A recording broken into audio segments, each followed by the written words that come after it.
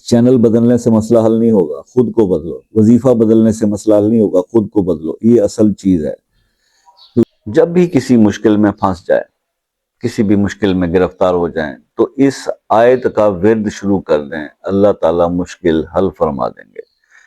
آیت ہے سورہ نمل کی، پہلے بھی بتا چکا۔ دیکھیے مسائل اچانک زندگی میں آ جاتے ہیں، یا کچھ مسائل ایسے ہوتے ہیں جس کے لیے سب کچھ کر کے بھی بندہ سوچتا ہے کہ اب کچھ نہیں کیا جا سکتا۔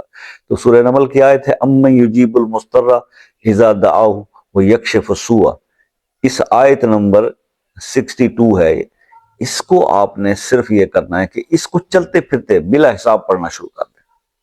وضو ہے نہیں ہے، نماز کے بعد، نماز سے پہلے، سوتے وقت، ہر وقت پڑھتے رہیں، آپ کو اللہ تعالیٰ اس مشکل سے نکال دیں گے۔ چاہے وہ رزق کی تنگی کی مشکل ہو، چاہے وہ بچے بچیوں کے رشتوں کی مشکل ہو، چاہے وہ کسی بھی قسم کا آپ کا کوئی دنیاوی کام ہو، کوئی بھی مسئلہ ہو، آپ یہ آیت پڑھنا شروع کر دیں۔ ویزا نہیں لگتا، کوئی مسئلہ ہے، انشاءاللہ چند ہی دنوں میں، 20-21 دن 40 دن کریں، مسئلہ حل ہو جائے گا۔ یہ اس آیت کی خوبی ہے، کیونکہ دیکھیے اب انسان مضطر کس وقت ہوتا ہے، پریشان کس وقت ہوتا ہے؟ جب وہ کسی مشکل میں پھنسا ہوتا ہے۔ جب سبھی آسانیاں ہوں تو پھر تو پریشانی نہیں ہوتی نا۔ تو اللہ تعالیٰ اس آیت میں یہی تو فرما رہے ہیں کہ جب تم بہت زیادہ مضطر ہوتے ہو، پریشان ہوتے ہو، تو کون ہے جو تمہاری دعائیں سنتا ہے؟ تو اللہ ہی ہے جو آپ کی دعائیں سنتا ہے۔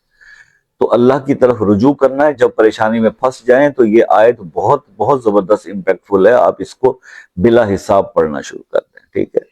تو جب آپ نے بے حساب پڑھنا ہے تو اللہ انشاءاللہ آپ کو عطا بھی بے حساب ہی کرے گا۔ تو یہاں پر ذکر کرنے کے معاملے میں حساب کتاب نہ کیا کریں۔ اپنی چند تھوڑی سی جو ہم 2-4 تسبیح نوافل پڑھ لیتے ہیں، انہیں بھی گننا شروع کر دیتے ہیں، اور پھر یہ ڈسکس کرتے ہیں، سر اتنے دن یہ پڑھا، اتنے دن یہ پڑھا، مگر کام نہیں ہوا، اتنے دن سے یہ وظیفہ کر رہے ہیں، اتنی تسبیحاں پڑھ لی۔ ارے گننا نہیں کرتے۔ اگر بے حساب لینا چاہتے ہو تو بے حساب کرنا بھی شروع کر دو، پھر حالات بدلیں گے۔ تو یہ میرا ایک میسیج رہتا ہے۔ باقی یہ ہے کہ ٹھیک ہے، چینل بدلنے سے مسئلہ حل نہیں ہوگا، خود کو بدلو۔ وظیفہ بدلنے سے مسئلہ حل نہیں ہوگا، خود کو بدلو، یہ اصل چیز ہے۔ تو جب تک آپ اپنے اندر تبدیلی نہیں لاؤ گے، اپنی سوچ کو پازیٹیو نہیں کرو گے، اپنے آپ کو نہیں بدلو گے، تب تک آپ کے مسائل حل ہونے والے نہیں ہیں۔ اور یہ میں بارہا ہر ویڈیو میں بتا چکا ہوں کہ یار خود اپنی سوچ میں تبدیلی لاؤ۔ اللہ تعالیٰ نے قرآن میں صاف فرما دیا ہے کہ میرا بندہ مجھ سے جیسا گمان کرتا ہے میں اس کے ساتھ معاملہ ایسے ہی کرتا ہوں۔ تو وہ معاملات وہی ہونے ہیں، صرف آپ نے اپنی سوچ کو بدلنا ہے۔ اللہ تعالیٰ ہم سب کو ہدایت عطا فرمائے۔